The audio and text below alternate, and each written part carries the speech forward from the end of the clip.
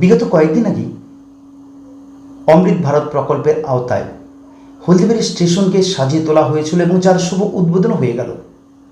এক ভার্চুয়ালি অনুষ্ঠানের মধ্য দিয়ে দেশের প্রধানমন্ত্রী হলদিবাড়ির যে উদ্বোধন করেছিলেন, আমরা দেখেছি উপস্থিত ছিলেন জলপাইগুড়ি লোকসভা কেন্দ্রের সাংসদ জয়ন্ত কুমার রায় এবং কাটিয়ার ডিভিশনের ডিআরএম সহ অন্যান্য বিশিষ্ট ব্যক্তিবর্গরা ছিলেন। সত্যি খুব আনন্দের কথা, উত্তরবঙ্গবাসীদের জন্য সত্যিই খুব আনন্দের কথা। তবে জলপাইগুড়ি হলদিবাড়ি নাগরিক মঞ্চের পক্ষ থেকে বিভিন্ন সময়ে বিভিন্ন দাবি দাবা কিন্তু রাখা হয়েছিল। তারা রেখেছিলেন হলদিবাড়ি জলপাইগুড়ির যে রেল স্টেশনগুলো রয়েছে সেগুলো উন্নয়নের জন্য। তো এই মুহূর্তে আমরা আমাদের স্টুডিওতে পেয়েছি নাগরিক মঞ্চের একজন সদস্যকে। আমরা বিস্তারিত জেনে নেব। আপনার নাম কি? কার্তিক চন্দ্র দাস। নমস্কার কার্তিকবাবু। যে আপনাদের বিভিন্ন সময় আমরা দেখেছি যে রেলের কাছে আপনারা বিভিন্ন দাবি দাবা রেখেছিলেন, এমনকি হলদিবাড়ি স্টেশনেও অনেকবার আপনারা অনেক দাবি রেখেছেন। এই মুহূর্তে একটা শুভ শিলান্যাস হয়ে গেল অমৃত ভারত প্রকল্পের আওতায় যে হলদিবাড়ি স্টেশনকে সুসজ্জিত করা হয়েছে, তার শুভ উদ্বোধন হয়ে গেল। বলছি, আপনাদের নাগরিক মঞ্চের পক্ষ থেকে আগামী দিনে আরও কি দাবি দাবা কিছু রয়েছে? অনেকবারই আমরা দাবি দাবা দিয়েছিলাম। জয়ন্তবাবুর সাথে আমাদের মাননীয় সাংসদ মহাশয়ের সাথে অনেকবার দেখা করছিলাম। ওনাকে বলছিলাম আমরা এই গত অন্তত 10-15 বা 20 বছর ধরে যে কটা ট্রেন ছিল এখনও তাই প্রায় আছে। আচ্ছা। তা আমরা ট্রেন বাড়ানোর কথা বারবার জানিয়েছিলাম। আচ্ছা। বিশেষ করে তিস্তা তোর্সার সাবস্টিটিউট ট্রেন দেওয়া হোক।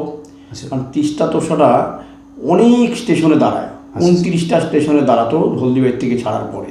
আচ্ছা। অর্থাৎ 29টা স্টেশনে যদি দাঁড়ায়, অর্থাৎ 29টা স্টেশনেই নামা এবং ওঠার জন্য প্যাসেঞ্জার যাওয়া আসা, মানে যারা হলদিবাড়ি থেকে কলকাতার উদ্দেশ্যে যাবে। হ্যাঁ, এতে প্রচুর ক্ষুদ্র ব্যবসায়ীদের সুবিধা হতো। আচ্ছা স্যার। কলকাতা থেকে প্রচুর মালামাল আসতো এবং মাঝের স্টেশনগুলো থেকেও বিভিন্ন মালামাল আসতো, যেমন শাক সবজি, ফুল ফল, আরও কলকাতা থেকে কাপড় চোপড় নানা রকম কিছু আসতো।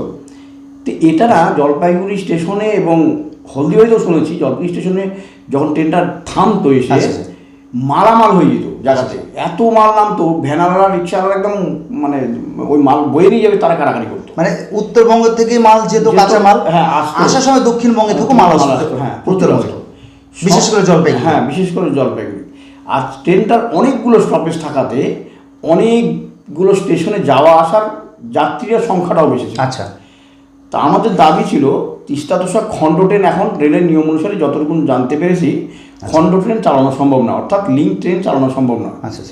তো সেই কারণে তিস্তা তোর্সার তো যাত্রী সংখ্যা কম ছিল না, বরং টিকিট কাটতে গেলে টিকিট অপর্যাপ্ত সবসময়ই দেখা যেত। তাহলে যেই রুটে ট্রেনটা গোটা ট্রেনটাকে পাস করেছিল, অর্থাৎ আলিপুরদুয়ার দিকে নিয়ে গেছে, আমাদের এইটা একটা গোটা নতুন ট্রেন দিত। যতটুকু ফেসবুকের মাধ্যমে জানতে পেরেছি, কেউ বা কাহারা ছড়িয়ে দিয়েছিল আমাদের মনটা অনেকটা ডাইভার্ট করে দেওয়ার জন্য, হয়তো যে ত্রিশ্রোতা এক্সপ্রেস নামে একটি ট্রেন চালু হবে। ত্রিশ্রোতা, হ্যাঁ। আমরা যথারীতি একটা তখন মনে মনে ভাবনা এরকম এসেছিল যে এই ট্রেনটা গোটা ট্রেন আসলে তো অবশ্যই ভালো হবে, তিস্তা তোর্সার মানে বিকল্প হিসেবে, একটা বিকল্প হিসাবে। কিন্তু ট্রেনটার কোনো খবরই নেই। আচ্ছা। বাস্তবে কোনো এরকম কোনো তথ্যও নেই যে তাদের কাছে যে চালু করার কথা। আচ্ছা স্যার। এই নিয়ে আমাদের একটা মনে আক্ষেপ রয়ে গেল। আগামী দিনে কি চাইবেন বা এই ধরনের কোনো ট্রেন ওই সেম মানে যেসব প্ল্যাটফর্মগুলো স্টপেজ দেয়, হ্যাঁ, ওই সেম রুটে একটা যেন তিস্তা তোর্সার রুটে যেন ট্রেন দেওয়া হয়, এটাই আমাদের আবেদন রইল রেল কর্তৃপক্ষ এবং সাংসদ মহাশয়ের উদ্যোগের। আমি বা তার কাছে একটা দাবি আগামী দিনে রাখবেন। হয় অবশ্যই, হ্যাঁ, এটা তো রেখেই যাচ্ছি মুখে অনেকবার বলছি। যাই হোক, তারপরেও যদিও দার্জিলিং মেল পূর্ণ দৈর্ঘ্য ট্রেন দিয়ে দিছে, দার্জিলিং মেলটা অ্যাকচুয়ালি হচ্ছে ইংরেজ আমলের ট্রেন। আচ্ছা। মাঝখানে খণ্ড ট্রেন আসতো, যদিও রক্ষণাবেক্ষণের জায়গা ছিল না বলে খণ্ড ট্রেন আসতো। আচ্ছা। এখন পূর্ণ দৈর্ঘ্য ট্রেন আসে, কিন্তু দার্জিলিং মেলে পূর্ণ দৈর্ঘ্য ট্রেন আসে, গোটা ট্রেনের সিটগুলো তো আমাদের জন্য নয়, এটা দেখার জন্য পূর্ণ দৈর্ঘ্য ট্রেন।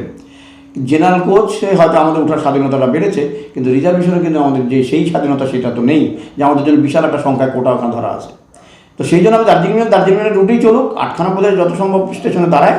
দার্জিলিং মেল আমাদের তিস্তা তোর্সার বিকল্প হতে পারে না, কারণ যেহেতু স্টপেজ কম। আচ্ছা। অর্থাৎ গরিব মানুষগুলো যে স্টেশনে যেত, ফল ফুল এনে ব্যবসা করতো মাঝের স্টেশনগুলোতে, অর্থাৎ যেমন নবদ্বীপ, আর যে কাটোয়া ফাটা এইসব স্টেশন থেকে সেগুলো কিন্তু এটা পাচ্ছে না দার্জিলিং মেলের রুটে। তো আমরা আবারও দাবিটা করব এবং আপনাদের মাধ্যমেও দাবিটা তুলে ধরার অনুরোধ রাখছি যে দার্জিলিং মেলের রুটের কথা ভেবে নয়, তিস্তা তোষার রুটের জন্য আরেকটি ট্রেন দেওয়া হয় এবং দিল্লিগামী ট্রেনও আরেকটি দেওয়া হয়। হলদিবাড়িতে দেওয়া হয়। হ্যাঁ, মানে এই মুহূর্তে যথেষ্ট রেল দপ্তর যথেষ্ট পরিকল্পনা নিয়েছে উত্তরবঙ্গের জন্য এবং বাস্তবায়িত করেছে। বিভিন্ন স্টেশনগুলোকে খুব সুন্দর করেছে অমৃত ভারত প্রকল্পে। সত্যি রেলের যে উন্নয়ন, আমরা গর্বিত হয়ে যাই উত্তরবঙ্গবাসী হিসেবে। তো পাশাপাশি আগামী দিনে হলদিবাড়ি থেকে মানে তিস্তা তোষার রোডে যে ট্রেন, সেই ট্রেন ওই রুটে বিকল্প ট্রেন আপনারা চাইছেন, তাই তো? অবশ্যই। আচ্ছা, ধন্যবাদ কার্তিকবাবু। আগামী নিশ্চয়ই সুযোগ দিতে পাবো। ভালো থাকবেন, সুস্থ, নমস্কার।